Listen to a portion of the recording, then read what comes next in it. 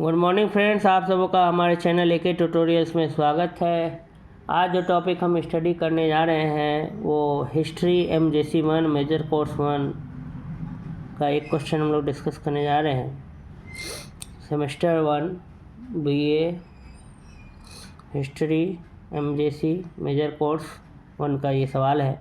आइए देखते हैं। भारतीय विचारधारा के अनुसार काल और दिक् की अवधारणा की व्याख्या करें। Explain the concept of time and space according to Indian ideology. भारतीय विचारधारा के अनुसार काल टाइम और स्पेस, ठीक है, दिक् अंतरिक्ष, स्पेस, टाइम और स्पेस के बारे में हमको क्या करना, क्या सोच था उस समय, उसको स्टडी करना है। ये पढ़ते हैं। साधारणतः दिक् तथा काल का अस्तित्व वस्तुनिष्ठ माना जाता है। कह रहा है कि दिक् और काल का जो एग्जिस्टेंस है वो वस्तुनिष्ठ माना जाता है। ये वस्तुनिष्ठ आकार हैं जिनमें वस्तुओं का अस्तित्व है, जिसमें वे एक स्थिति से दूसरी स्थिति में परिवर्तित होते रहते हैं, बदलते रहते हैं। जिस प्रकार भौतिक पदार्थों का अस्तित्व साधारणतः वस्तुनिष्ठ माना जाता है, वैसे दिक् और काल भी हैं। इसलिए दिक् और काल का अस्तित्व ज्ञाता के मन से स्वतंत्र विचारा जाता है। दिक् और काल के संबंध में यही साधारण मत है। साधारण मत के अनुसार दिक् उसे कहा जाता है जिसमें विशिष्ट वस्तुओं का विशेष क्रम में समीप या दूर, इधर या उधर अस्तित्व रहता है, जिसमें एक के बाद दूसरी घटना घटित होती है, उसे काल कहा जाता है। ठीक है, कह रहा है कि साधारणतः जो दिक् माने स्पेस और काल माने टाइम, तो साधारणतः दिक् तथा काल का अस्तित्व जो है, एग्जिस्टेंस जो है, वो वस्तुनिष्ठ माना जाता है। वस्तुनिष्ठ मतलब होता है जिनमें वस्तुओं का अस्तित्व हो, एग्जिस्ट करता हो वस्तुएं, और जिनमें हम एक स्थिति से दूसरी स्थिति में क्या कर सकें, बदल सकें। जैसे भौतिक पदार्थ, कोई भी सब्सटेंस होता है, फिजिकल सब्सटेंसेस, उनका अस्तित्व होता है, उनको हम एक रूप से दूसरे रूप में बदल सकते हैं। तो वैसे ही कह रहा है कि दिक् और काल भी। साधारण मत के अनुसार दिक् उसे कहा जाता है जिसमें विशिष्ट वस्तुओं का विशेष क्रम है। अलग अलग वस्तुओं का अलग अलग क्रम है कि ये बगल में है, ये दूर है, ये यहाँ है, वो वहाँ है। ठीक है। और काल का मतलब होता है कि एक के बाद एक दूसरी घटना घटित होती जाती है, उसको काल कहा जाता है। समय को लेकर आज भले ही हम नीतिवादी दृष्टिकोण से आगे कुछ न सोच पाते हों, परंतु हमेशा ऐसा नहीं था। मानवीय चेतना में विकास के साथ समय संबंधी अवधारणा में भी परिवर्तन होते रहे। वैदिक युग में जब मनुष्य प्रकृति के सानिध्य में जीवन यापन करता था, अपने चारों ओर बिखरी विपुल प्राकृतिक संपदा, नदियाँ, पहाड़, झरने, महासागर, फल फूल, वन वनस्पतियों को देखकर अभिभूत था। जीवन मृत्यु, दिन रात और ग्रह नक्षत्रों को देख चमत्कृत रह जाता था। तब समय को लेकर उसका सोच भी लगभग नियतिवादी था। वह मानता था जल, वायु, अग्नि, पृथ्वी आदि जैसे दूसरे भौतिक पदार्थों का अस्तित्व है, वैसे ही समय का भी है। समय को सीधे प्रतीति भले न मिले हो, परंतु दिन रात, धूप छाँव, जीवन मृत्यु के अंतर से उसकी उपस्थिति का एहसास होता था। इतना स्वाभाविक है कि यह मानकर भी कुछ परिवर्तन वस्तुओं की सहज प्रवृत्ति का एहसास होता था। लगता था कि वस्तुओं के अपने गुण के अलावा भी कुछ ऐसा है जो उन्हें नियंत्रित रखता है, उनके रूपाकार को बदलते हुए देखता है। इसी गुण को कभी समय की संज्ञा दी गई, तो कभी काल कहकर संबोधित किया गया। फिर घटनाओं को सटीक, परख, आवृत्ति, अंतराल आदि की जांच के लिए समय के घंटा, मिनट, सेकंड, पल, अनुपल, वर्ष, संवत्सर जैसे मात्रक यूनिट गढ़े गए। कालांतर में धूप, वर्षा, ताप आदि के उपादान कारणों की भांति समय को भी देवता का दर्जा दिया गया था। यज्ञ में उसके नाम समिधा अर्पितें की जाने लगी। उष्मा और प्रकाश बांटने वाले सूरज तथा परिवर्तन के प्रतीक यौ, दिन, उजास की गिनती भी वैदिक देवताओं में होने लगी। उसको प्रकृति पूजा की पहली श्रेणी का उपलक्ष्य माना गया। विकास के आरंभिक बेला में यह अप्रत्याशित भी नहीं था। दिन आरंभ के साथ शरीर में नई स्फूर्ति आ जाती है, नवीन ऊर्जा से ओतप्रोत मनुष्य अपना काम शुरू कर देता है। उजास प्रकृति में नई चेतना भर लाता है। जीव जगत से लेकर जड़ जंगम वनस्पति आदि सभी पर उसका प्रभाव बहुआयामी होता है, मल्टी डायमेंशनल होता है। समय का प्रत्यय मानवीय बोध के साथ ही जन्म ले चुका था। उसको उतना ही पुराना माना गया जितनी सृष्टि। हालांकि सृष्टि के विकास में समय का योगदान जल के बाद आंका गया। नासदीय सूक्त के अनुसार सृष्टि की उत्पत्ति जल से मानी गई है। वही आदिम महाभूत है। सृष्टि निर्माण में सहायक बने पंचमहाभूतों अग्नि जल वायु पृथ्वी आकाश में जल सर्वप्रथम आया, उसी से बाकी तत्वों का विकास हुआ है। यह सीधे सीधे अनुभव से जन्मा दर्शन था। जल से प्रकृति हरियाली है, जीवन संभव हो पाता है। वह प्राणत्व की पहली आवश्यकता है। ऋग्वेद में प्राकृतिक सत्ताओं के प्रति श्रद्धा भाव से विकसित बहुदेववाद है, मगर सृष्टि की प्रथम कारक सत्ता के होने के कारण जल सबसे महत्वपूर्ण है। डॉक्टर राधाकृष्णन के अनुसार ऋग्वेद की प्रवृत्ति एक सीधा साधा सरल यथार्थवाद है। वह केवल एक जल की परिकल्पना करता है। वह आदिम महाभूत है जिसे धीरे धीरे दूसरे तत्वों का विकास हुआ। लेकिन सृष्टि की रचना अकेले जल द्वारा संभव नहीं थी। जल की अवस्था से आकाश अग्नि जल वायु के विकास के बीच क्या है, सुदीर्घ अंतराल है, गैप। वैदिक साहित्य में समय को लेकर जो आस्थावादी दृष्टिकोण था वह सहस्राब्दियों तक बना रहा, 1000 वर्ष तक बना रहा। उपनिषदों में समय को लेकर चर्चा हुई, परंतु उसी समर्पण भाव के साथ समय की सत्ता को स्वीकारते हुए ब्रह्मदरानक उपनिषद में याज्ञवल्क्य भी समय के बारे में वैदिक दृष्टिकोण को ही आगे रखते हैं। हे गार्गी, वह जो अंतरिक्ष से ऊपर है और वह जो पृथ्वी के भी नीचे है और जिसे मनुष्य भूत वर्तमान और भविष्य कहते हैं, उस सब की रचना अंदर और बाहर देश के अंतर्गत है। किंतु फिर इस देश की रचना भीतर और बाहर किसके अंदर हुई? हे गार्गी, सत्य के अंदर, इस अविनाशी के अंदर सब देश के अंदर और बाहर गुथा हुआ है। एक अन्य स्थान पर ऋग्वेद में ब्रह्म का वर्णन करते हुए लिखा गया है कि वह काल की मर्यादा से स्वतंत्र है, अर्थात वह अनित्य है, जिसका न आदि है न अंत है, अथवा एक तात्कालिक अवधि है, जिसे एक नियमित काल व्यवधान की आवश्यकता नहीं। वह भूत और भविष्य के विचार से मुक्त है। वेदादि धर्म ग्रंथों में अनादि अनश्वर कालातीत अमर जैसे विशेषण बार बार आते हैं। उसके पीछे एकमात्र कारण था मृत्यु का भय। इसलिए आस्थावादी दर्शन का बड़ा हिस्सा मृत्यु के चंगुल से बाहर निकल जाने की कोशिश तक सिमटा हुआ है। साफ है कि अमरता बोध जैसी परिकल्पना के पीछे भी मृत्यु भय निहित।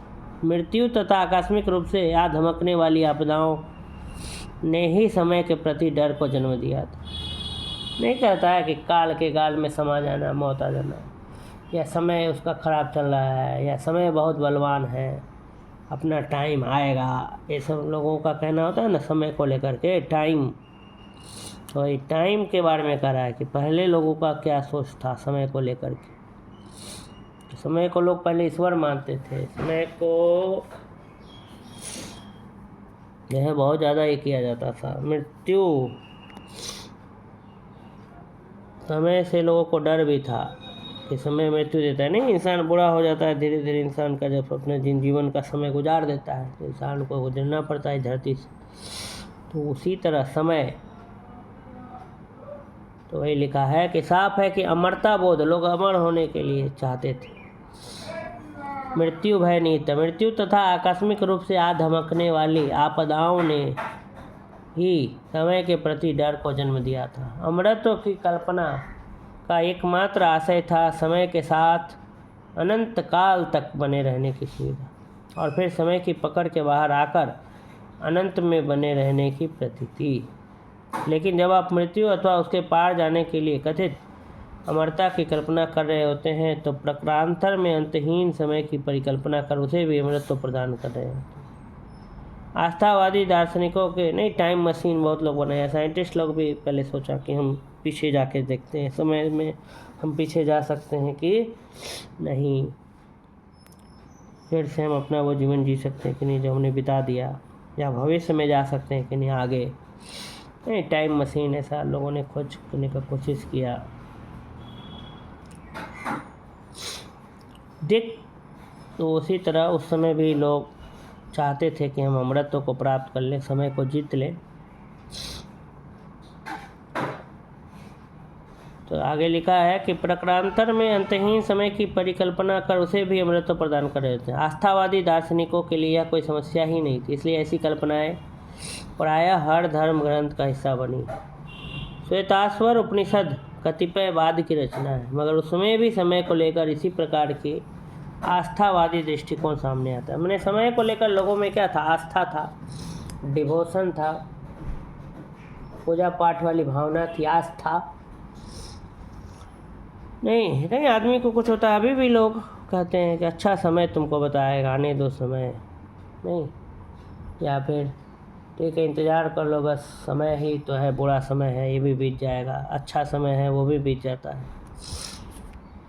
नहीं, समय का पहिया चलता है। भूतनाथ रिटर्न्स फिल्म में भी एक समय पर गाना है, उसको आप देख लेंगे तो थोड़ा समय के बारे में और क्लियर हो जाएंगे। ठीक है, भूतनाथ रिटर्न्स अमिताभ बच्चन की एक मूवी आई थी, उसमें भी समय पर एक गाना बना था, समय का पहिया चलता है। दिक् तथा काल की यही धारणा प्राचीन विज्ञान की भी रही। न्यूटन तथा गैलीलियो ने जो साइंस था, एंशिएंट साइंस, उसका भी इसी प्रकार की धारणा थी।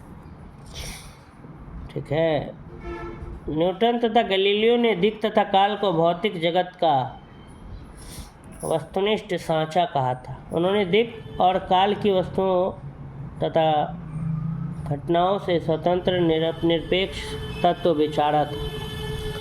काल एक प्रवाह है इसलिए वह गतिशील है, और दिक् में वस्तुओं का अस्तित्व है इसलिए वह स्थिर।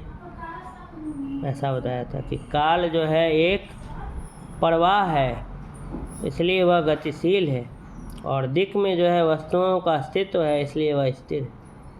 19वीं शताब्दी की यही धारणा रही है, इसलिए उनके अनुसार दिक् तथा काल निरपेक्ष तथा वस्तुनिष्ठ, वे ज्ञाता के मन पर भी निर्भर नहीं है, न एक दूसरे पर निर्भर है।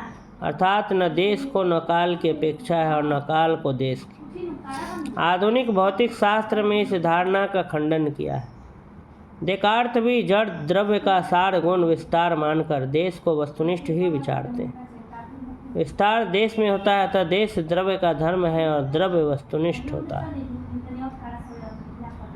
देकार्त। अलेक्जेंडर ने भी देश काल को विश्व का मूल तत्व कहा है, अतः वह भी देश काल की वस्तुनिष्ठता का ही समर्थक। भारतीय दर्शन में जैन तथा वैशेषिक मतों में देश काल की वस्तुनिष्ठता का समर्थन किया गया है। जैन दर्शन विस्तृत द्रव्यों के विस्तार के लिए देश का वस्तुनिष्ठ अस्तित्व आवश्यक मानता है। उसी प्रकार द्रव्यों की वर्तना, परिणाम, क्रिया आदि काल के कारण ही संभव है। काल दृष्टिगोचर नहीं होता पर वस्तुनिष्ठ है। वैशेषिक दर्शन के अनुसार दिक् और काल द्रव्य हैं, लिक्विड है, बहने वाले, दोनों संख्या में एक शाश्वत तथा सर्वव्यापक। तो सारता अगर समरी अगर कहें तो प्राचीन काल से ही भारतीय ज्योतिष विद्वानों तथा वैज्ञानिकों को दिक् तथा काल का ज्ञान था। उन्होंने काल की गणना के लिए सनवत, कल्प, वर्ष, वार सभी का विशद विवेचन किया। आज नहीं हम लोग समय को गिनते हैं कि आज सोमवार है, मंगलवार है, बुधवार है, फिर महीनों में बांट दिए, वर्ष में बांट दिए समय को, महीना में, दिन में बांट दिए हैं, और एक दिन को 24 घंटा में बांट दिए, एक घंटा को 60 मिनट में बांटे हुए हैं, एक मिनट को 60 सेकंड में, यही समय है। तो प्राचीन काल से ही, पुराने समय से ही, पहले तो घड़ी उड़ी नहीं था तब भी, सारता प्राचीन काल से ही भारतीय ज्योतिष विद्वानों तथा वैज्ञानिकों को दिक् तथा काल का ज्ञान था। उन्होंने काल की गणना के लिए, समय के काउंटिंग के लिए सनवत, ठीक है, कल्प, वर्ष, वार ये सभी का विशद विवेचन किया।